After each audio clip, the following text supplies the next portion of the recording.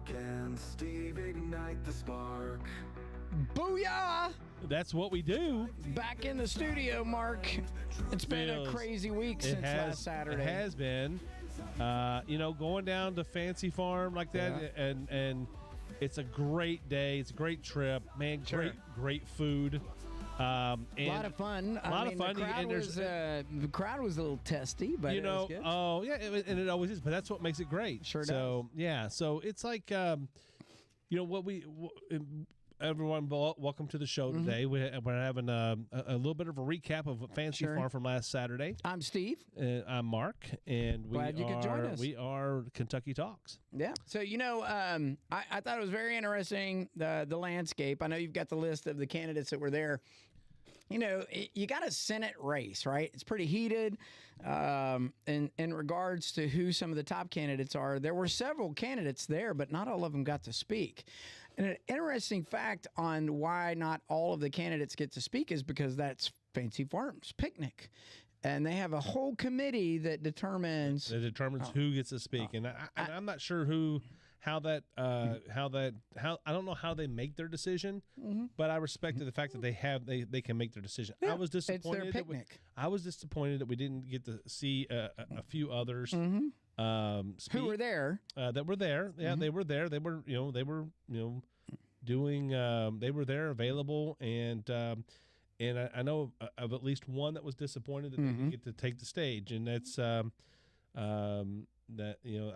can understand that point of view, but I can also understand the point of view that they have a forum, they could decide who gets to get up on stage. It's still disappointing. It's still very disappointing that absolutely they didn't take the opportunity to give us to let others speak. But those who did speak were very. Witty. There was a lot of witticisms. There was a lot of jabs. A lot of stabs.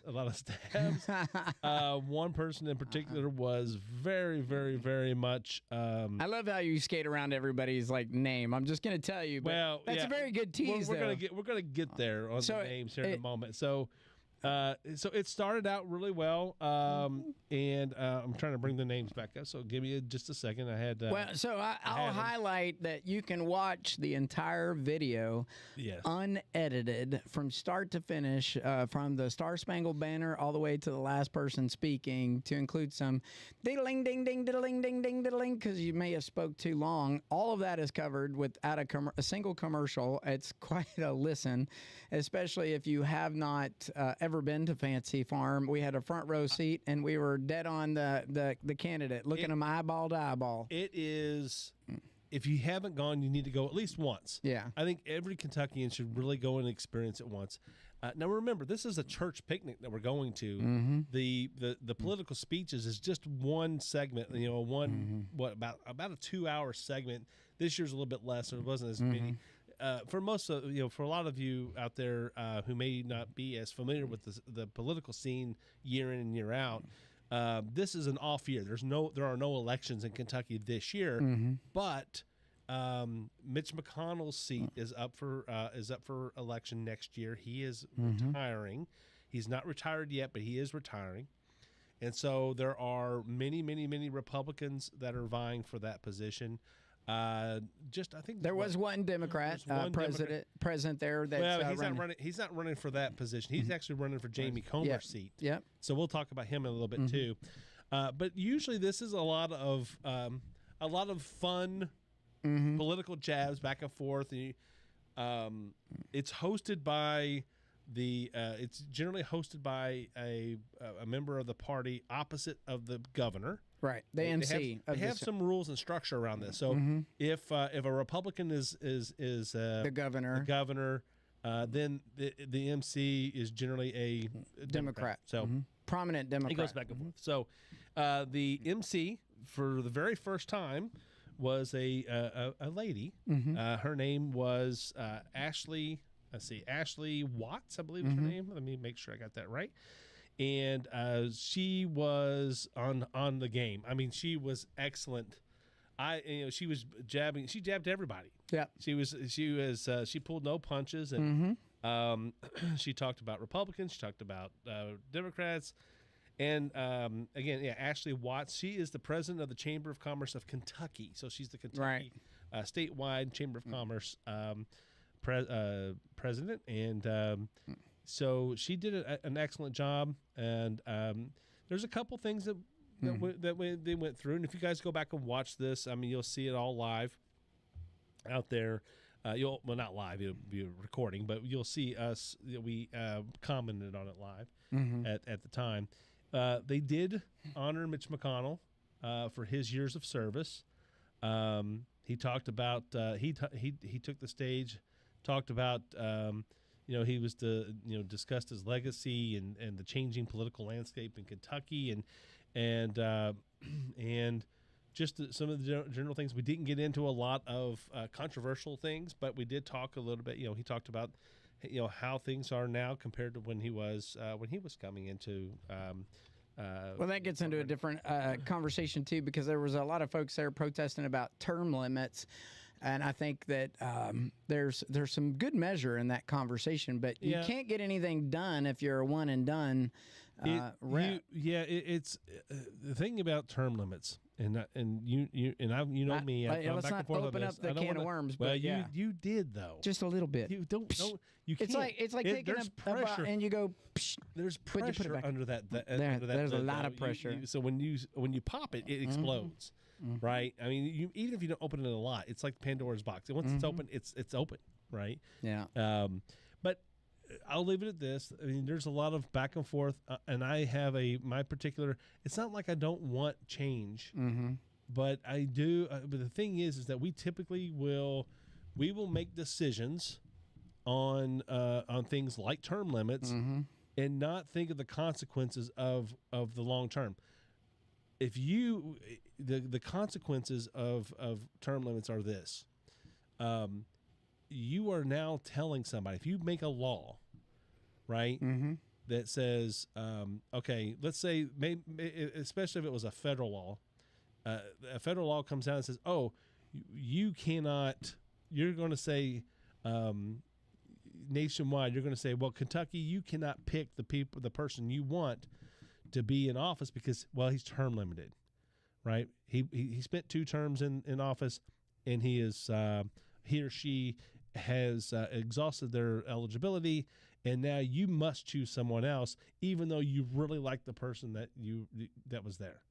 Well, you can't do that when it comes to representation. I understand that from the executive standpoint, that you don't want an executive to have this turnover of power over and over and over again. Right. So I understand the term limits on the president. And I would even say maybe we should do term limits on. Maybe we should force term limits on leadership roles, like Speaker of the House or President of the the President of the Senate is the Vice President, so that's term limited anyway. But the majority leader and stuff like that, maybe that should move a little bit. But I don't think that you should ever be able to say that somebody can't send the one person they want. That I can't vote for the person I want to represent me.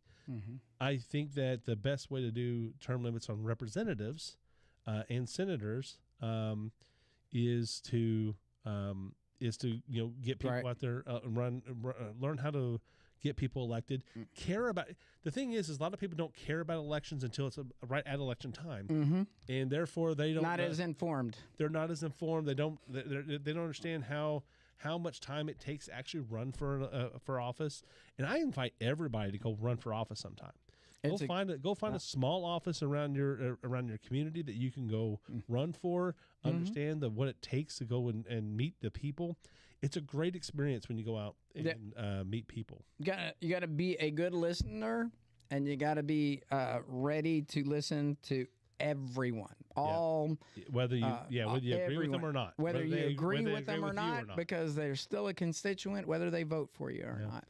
But anyway, back to Fancy Farm.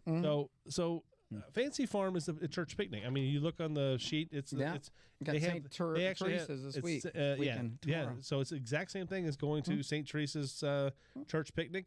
This is St. Jerome's Fancy Farm Picnic. So the as a- 145th. Yeah, the background on this is way back, a governor was running in a race. Short story.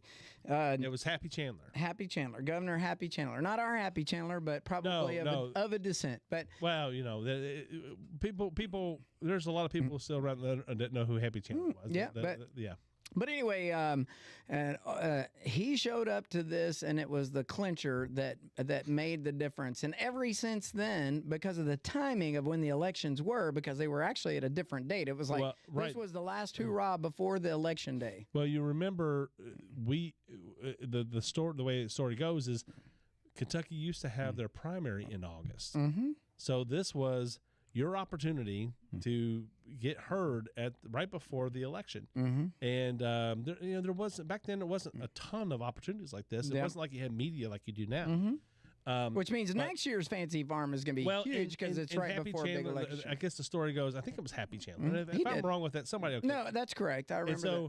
But the way the story goes is that Happy Chandler then once politicians are like baseball players.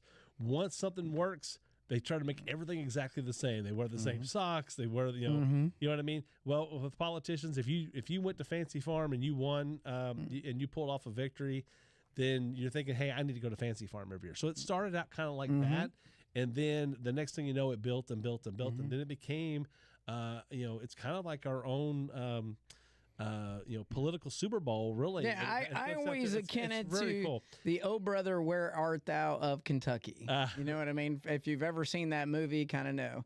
Yeah. But anyway, did I miss it, or you went down the lineup of who was there? Correct? No, I didn't get all the way down. Go. So let me go down. Let me go back to that real quick. But I just wanted to make sure people knew that this is just one segment of a great picnic, great food, and great. There's a lot. It's like games and bingo and all kinds of things going on. And both it's not divisive. They're actually it is divisive, but both parties are invited. Whichever candidates are running for whatever race. Of course, they do their local race there, and then the bigger state tickets like a governor, a treasurer, etc. All of those are there. I think I know you're going down the list because you had Mark Metcalf, the. Yeah. So state. Let me try to see if I can't get this this list back out here. Hold on a second. Is it kind of flipped on me here a little bit? I gotta hit the button again here. So,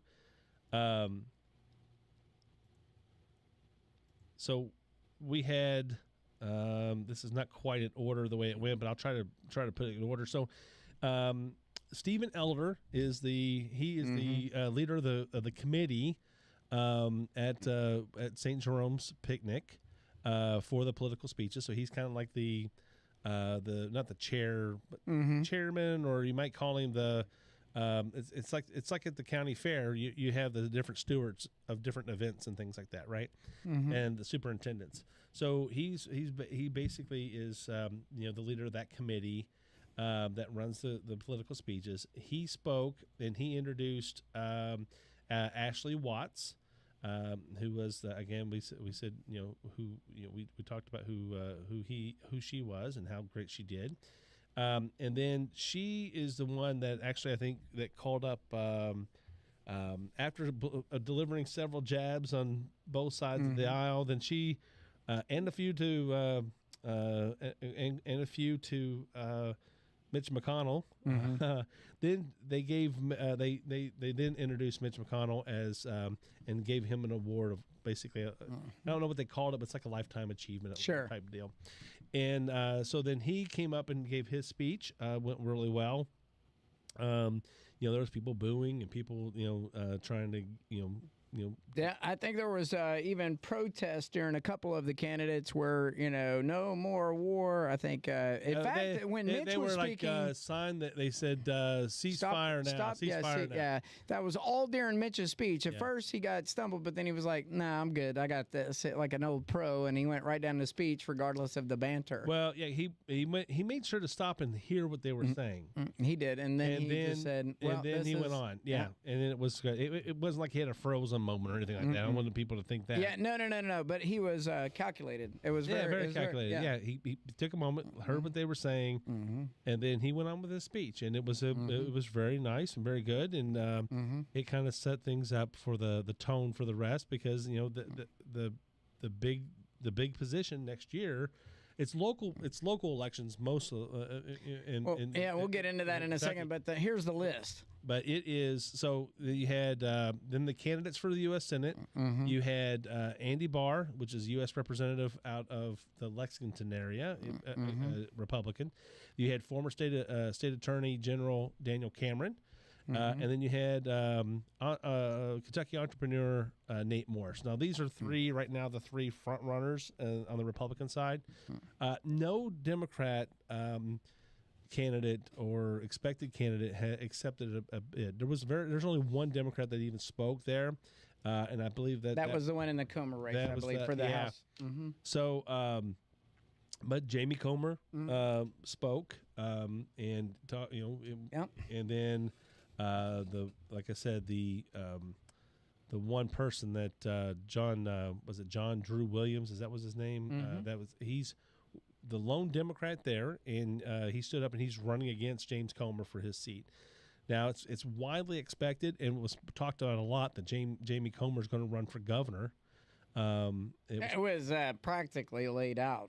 Yeah, I mean, it was basically said that he's going to run for governor. There were people who were during their speeches that were supporting him and for governor, and I think that's pretty much a done deal. Now that's not for another 2 years, so next year's local elections and then the following year statewide elections, and that works out because then Jamie Comer doesn't have to give up his seat if he's running for the Republican for the nomination. ticket.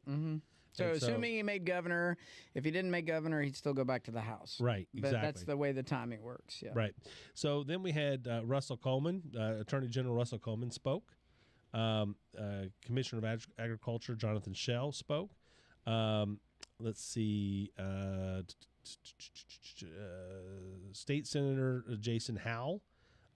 State Representative Kim Holloway. Now those are two that represent that in that area down there. Kind of like Nancy Tate is in our district. These are Nancy Tate and Steve Meredith are our state representative and senator. These are the folks for down in the Fancy Farm area. Sure. And so, and then we finished up with, I think we said Mark Metcalf, but Mark Metcalf finished up the day.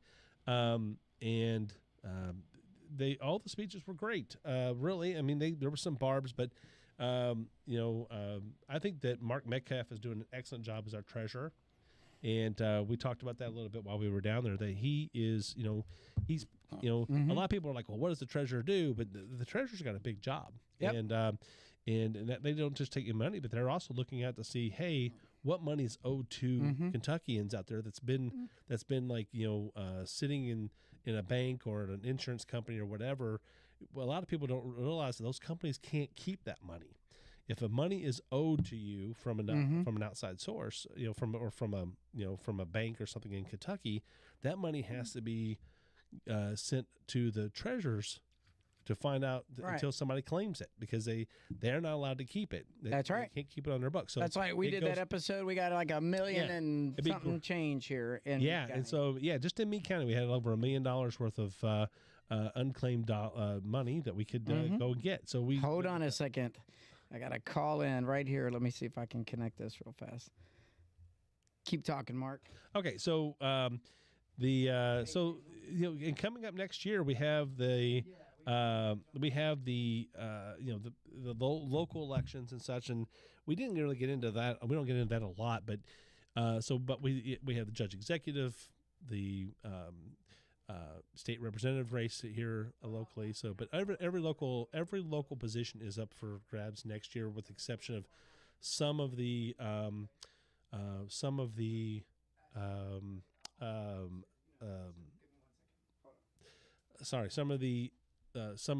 school board and things like that. Those that have like some offset years of service and such. So they don't all come up at the same time, is what I'm trying to say.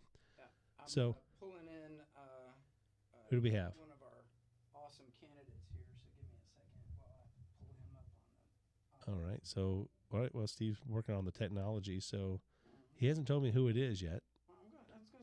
He's trying to surprise me here. So, but anyway, Fancy Farm was great. We had, if you get down there, man, the food is really, really good. I mean, they give you a nice big. They have mutton and pork and chicken. The fried chicken is incredible. And it's it's really, really, it's a great time, and everybody should go down and visit Fancy Farm. So, Mark, you had more fun at Fancy Farm than I did. Hey, I want to welcome Daniel Cameron to the show. Daniel. First of all, thanks for calling us, man. I thought the Fancy Farm was great. Daniel just called me. Mark, you were talking, and he said, you guys are on, aren't you? And I said, yes, sir, we're live. And so I said, come on, man, just come on. We're just now talking about who all was there, and we were actually about to grade you. I was going to give you a grade and tell you how you did. Oh, no. Well, we, Daniel has said that, but it's a little bit easier from our side of the stage than it is on your side of the stage. But not too many people are reaching out and pointing at us and saying, hey, you're giving all the barbs and things to the media. Yeah. Well, my mantra is always, just get through without getting shut down by the song. The song or getting pulled off the stage. So as long as I do that, I'm okay. Yeah. Actually, so I'm just going to go down the list. There were 3 that spoke for the candidacy. You went down and you got the draw for first. Did you got last on the dinner the night before? Is that right, or did you get first or middle on the dinner the night before? I honestly, all of it, as your listeners will probably understand. I mean, you basically start with a lunch on Friday, which is there in McCracken County, and then you're the night before in Fancy Farm in Marshall County. Yeah. Honestly, to be candid with you, I can't even remember where I was in the order. I think I was last, but I could have been middle. I know I wasn't first. I do remember that. So, well, and so my point to that is you were first. So that means that anything you say can and will be thrown in against you in their next and the follow-ups, right? Yeah. But what was funny is that even though you went first, and this is, I give you an 8. And I don't give anybody higher than an 8, and here's why. Because we're not closer to the primary yet, and then we've got the general election. So next year's is going to be so intense, right? Because you're probably going to have more presidents. It's intense now. But what I do have, and you're at the 8, and it's... That's good. I'll take it. Yeah. So the 8 is because... you didn't get the chance to come back and throw an extra barb, and because your placement in the first place. But I didn't give anybody above, so Barb to me got a, this is Steve Lake's opinion. This has nothing to do with the messenger or anybody else. This whole thing is our election. Is our opinion. So. Yeah. So, and the reason why is because it was so poised. It was well positioned. You had all of your, the things that I wanted to hear as a voter were there. The jabs were still there. But the reconciliation of what the position was for and why you were going for it was phenomenal. Barr got a 7.5.6 kind of. I'm hovering in there. Yeah. The turnoff for me on the Barr spiel was super simple. He said, "I wrote that bill."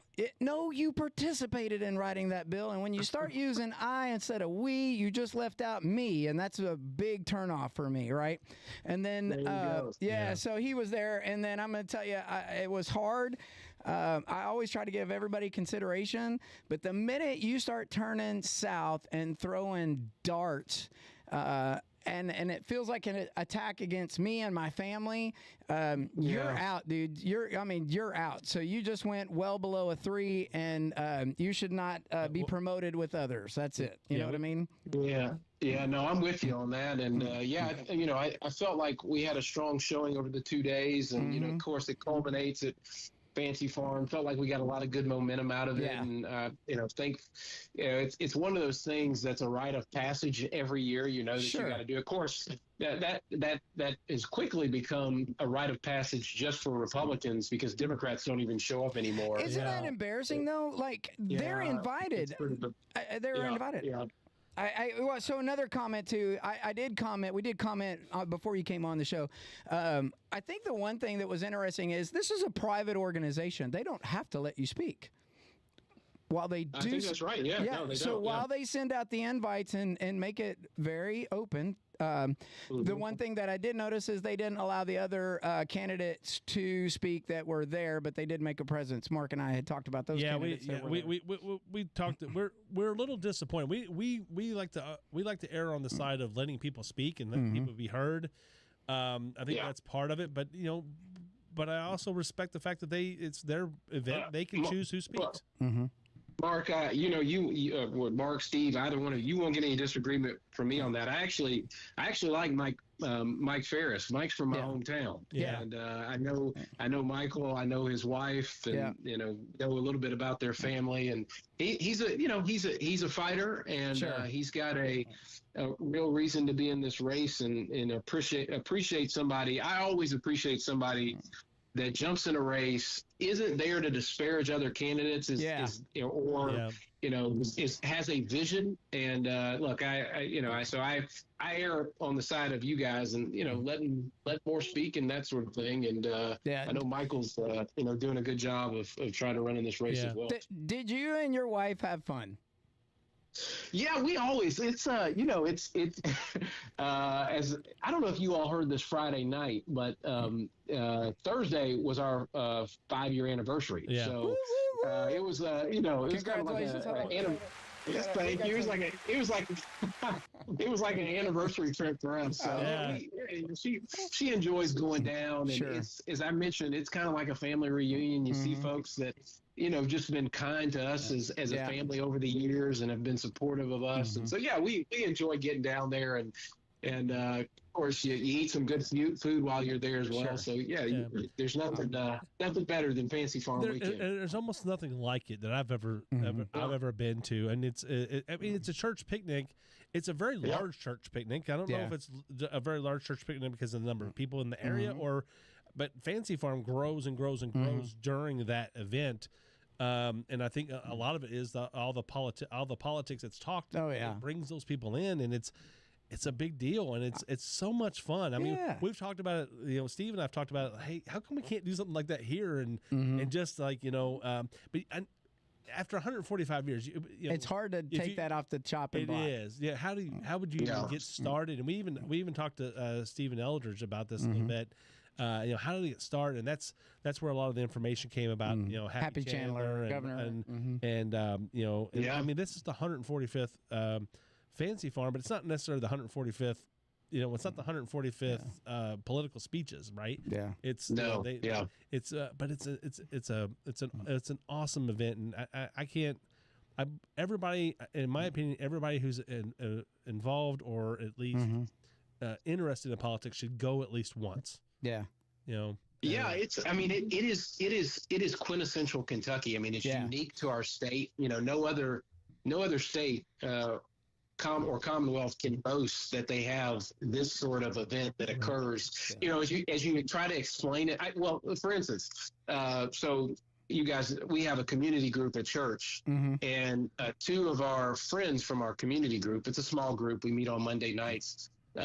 They came down to the event, Molly and Sam Brewer, and for an outsider, if you will, something that you don't have great familiarity with, they were like, "Oh my goodness, this is really fun." I mean, you kind of jostle with other candidates or other opponents on the stage, and you do a little light ribbing and that sort of thing.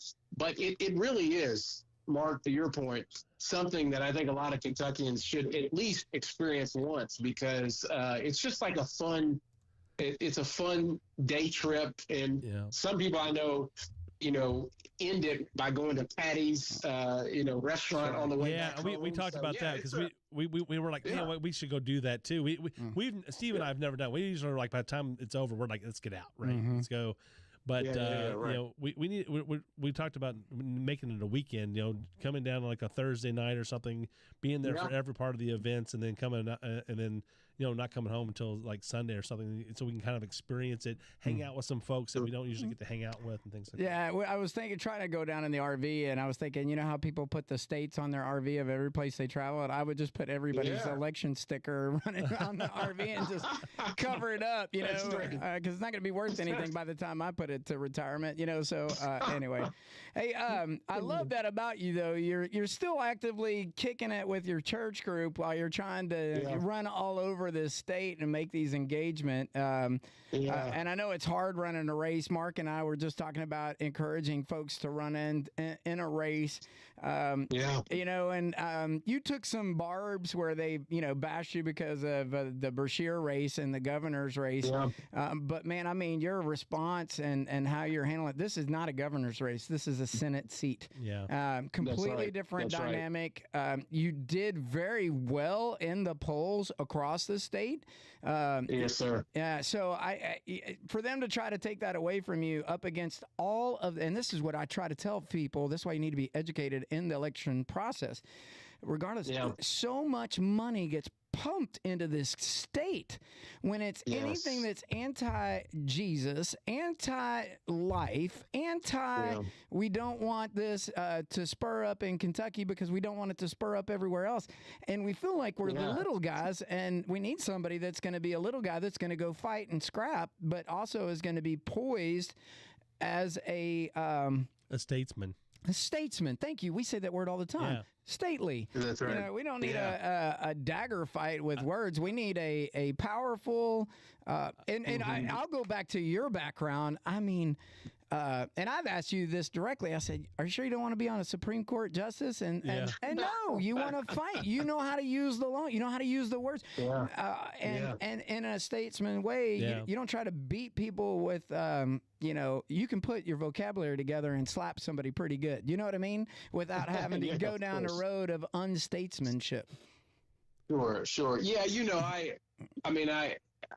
I try to be a winsome voice, not somebody who disparages people or is condescending. I mean, it's just as you guys and I have talked about before, I want to reflect my relationship with Christ, and I'm not going to always do it perfectly. There'll be something sometimes that I fall short of that, but at the end of the day, I know that my identity is in Him, and I want that to be reflected in how I conduct myself in this campaign. And it's I mentioned our small group. I am actually going to miss this upcoming Monday because I'll be in Scott County for an event. But I mentioned them because they truly have been a great encouragement to me and Mackenzie. I mean, they're praying for us. I mean, not only, we talked about this the last time I was on, my mom is on her knees praying for us daily. Yep. But, it's good to have a strong group at church that's,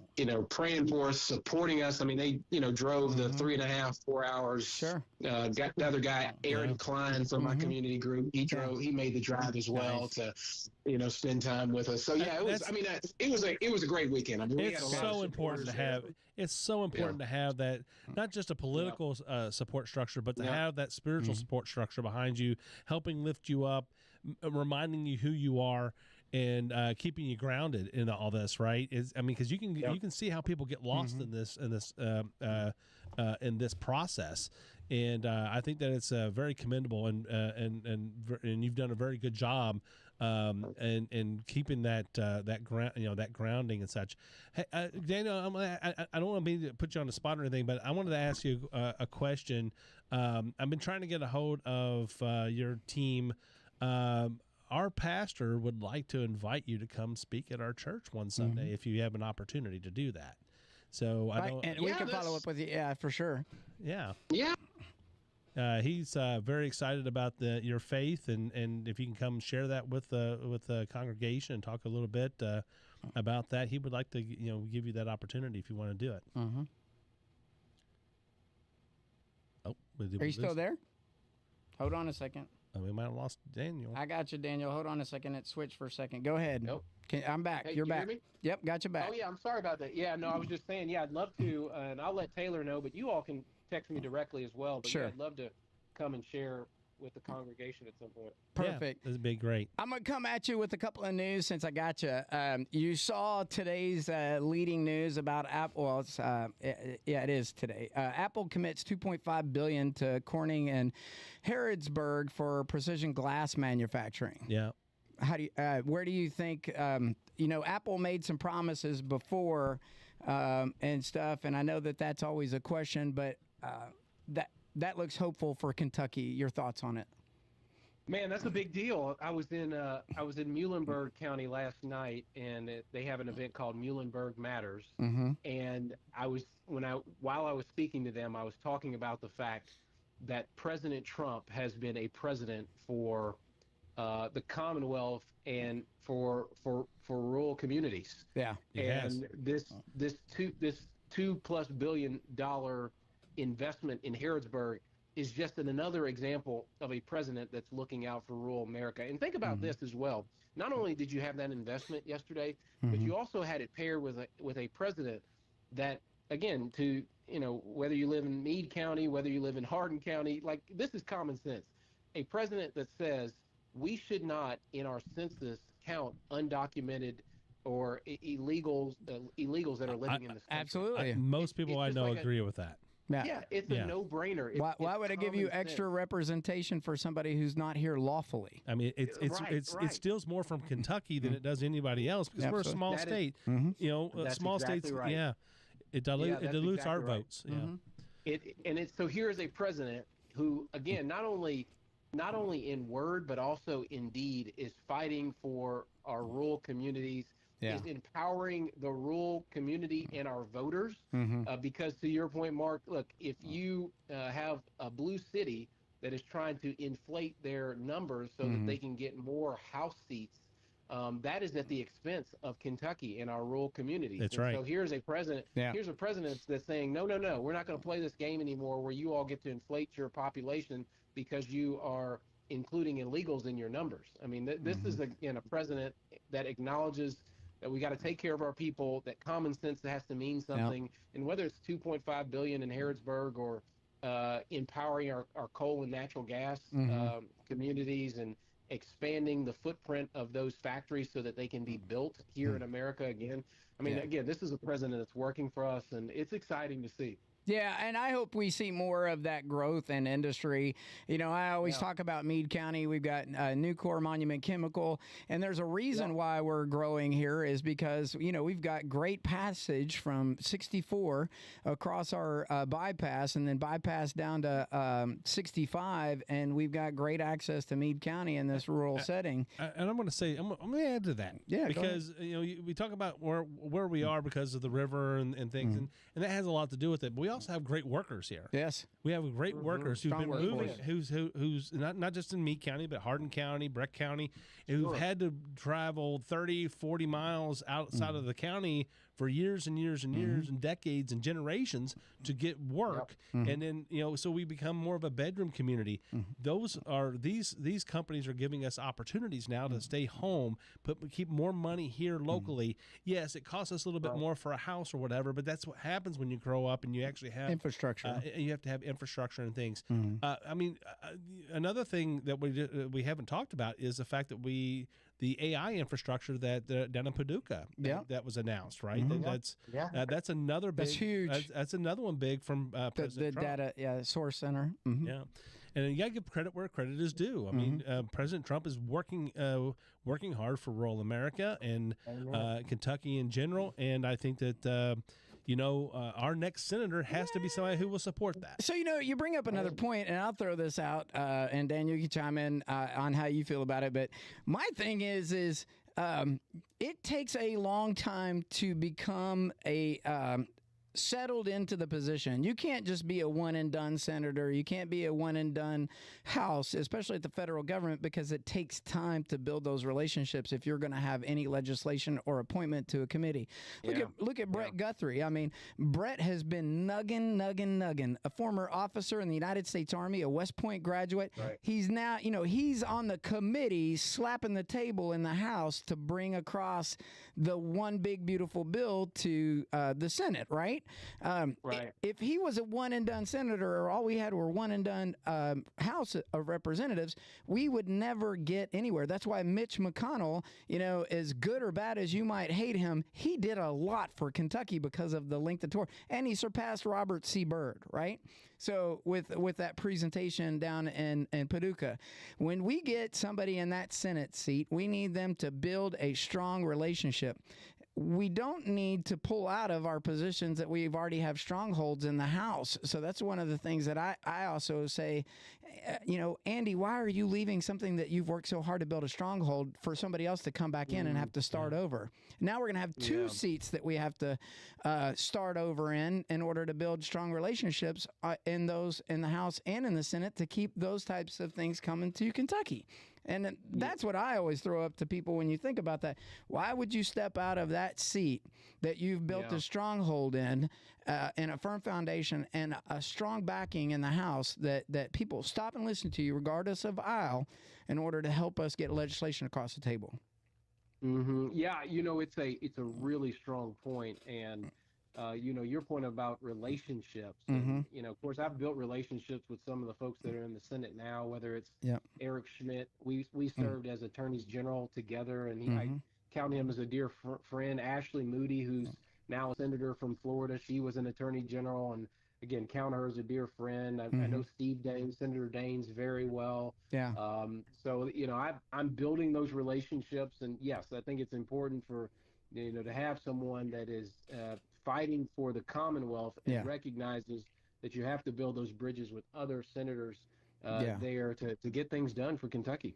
Yeah, I just don't want to see us have a gap in Kentucky because one leaves a seat to go sit on the other side. That's my concern. But I know we send people, we send senators and representatives to represent us.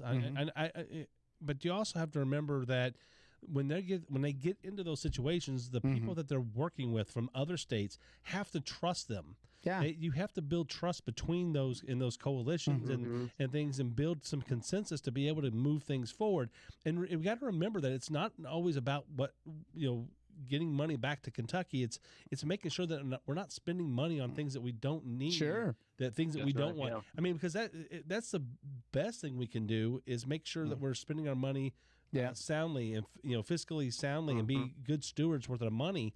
That we as Americans send up there. I mean, it's our money. We're just asking you to, we're asking the representatives and the senators to take care of it, make sure that they're spending as wisely as possible, put it in investing in those things that will bring back as much for all of all the citizens.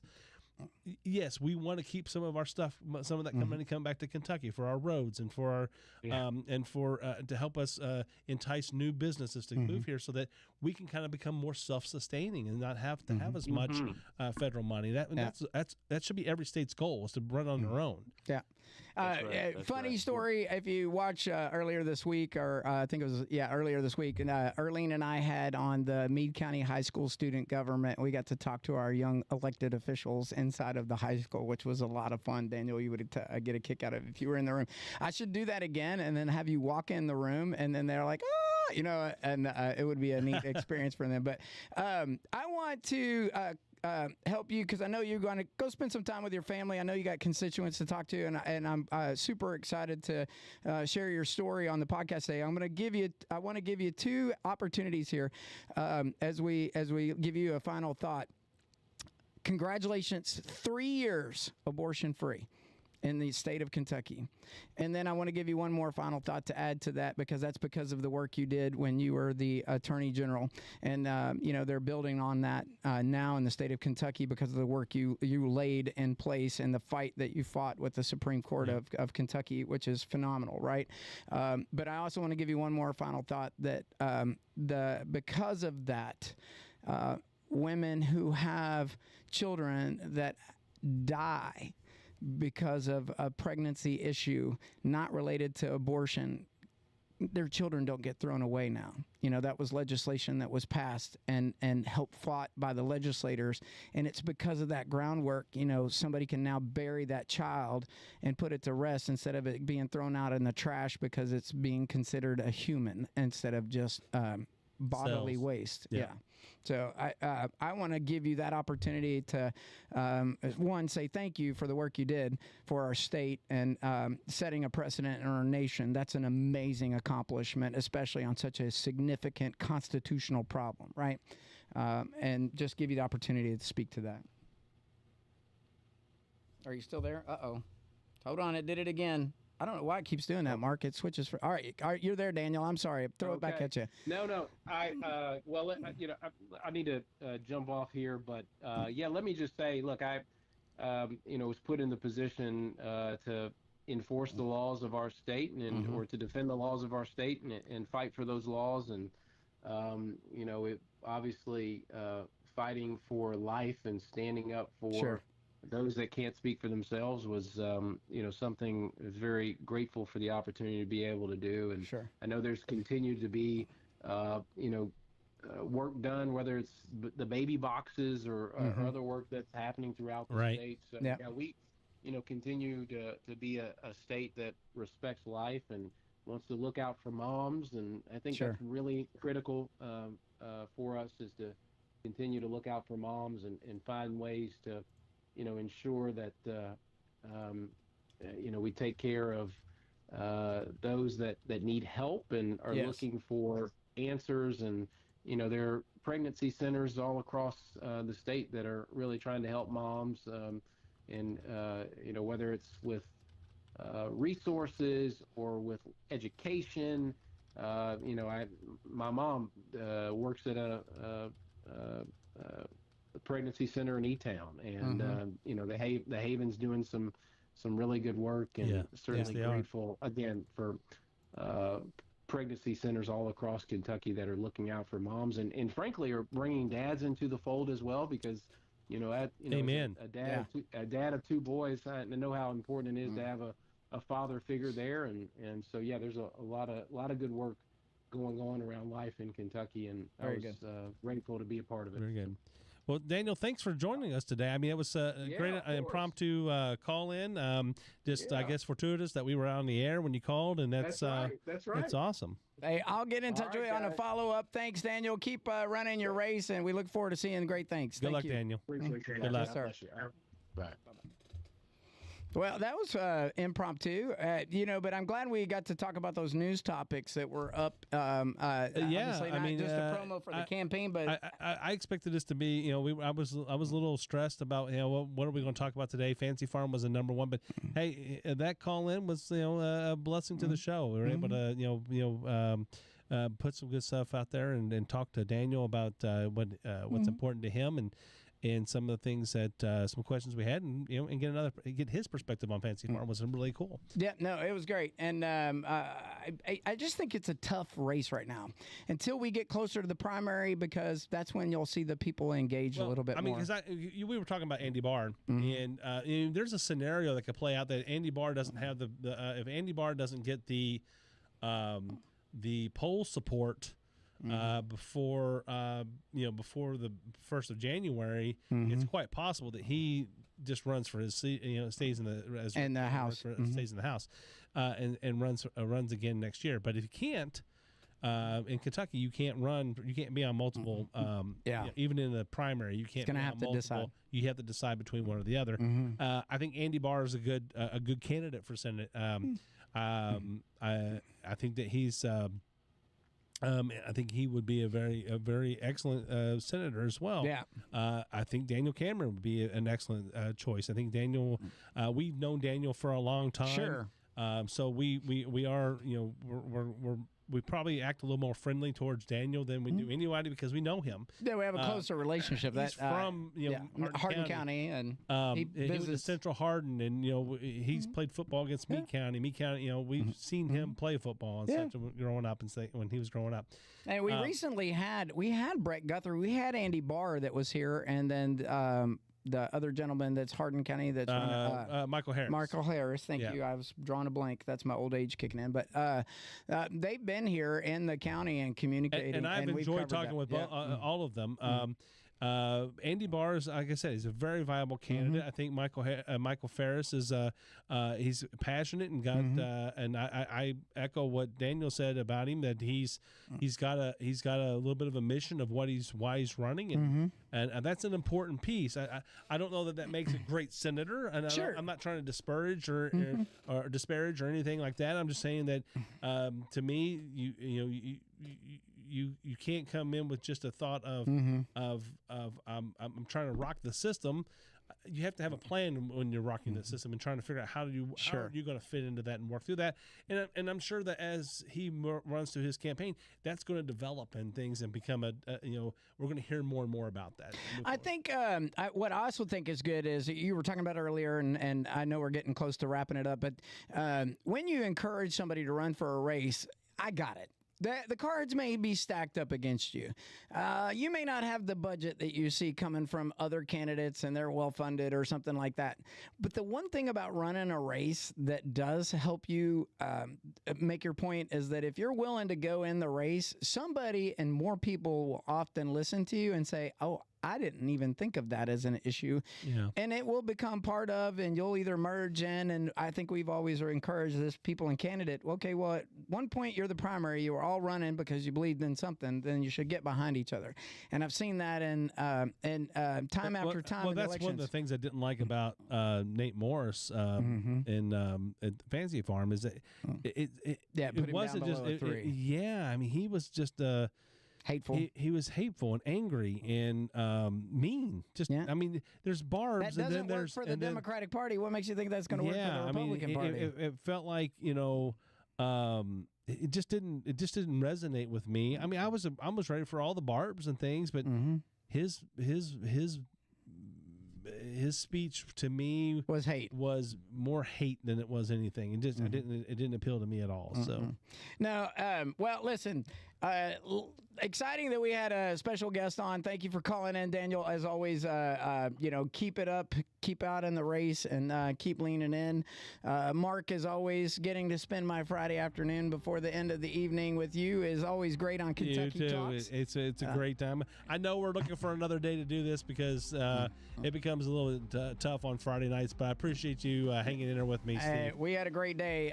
For everybody out there, tune in Fridays, listen to it later. You can find us on Spotify, Facebook, YouTube. Go to the YouTube, like, subscribe, share. We're just getting into the Kentucky things that are happening to Kentucky people, and like us or love us, we're going to tell you the truth. We'll get into our cell phone debate a little bit more on the next show. We're going to talk about that today, but Apple versus Android. Yeah, we're going to talk about Where that a little bit. Where do you sit? Make a comment. We'll look for you again real soon. Thanks, you guys everyone. Have a great night. Have a good night. Oh, man, you got to keep waving. Just keep waving, Mark. I got you up on screen. They love it. Hold on. Kentucky Talks. There we go.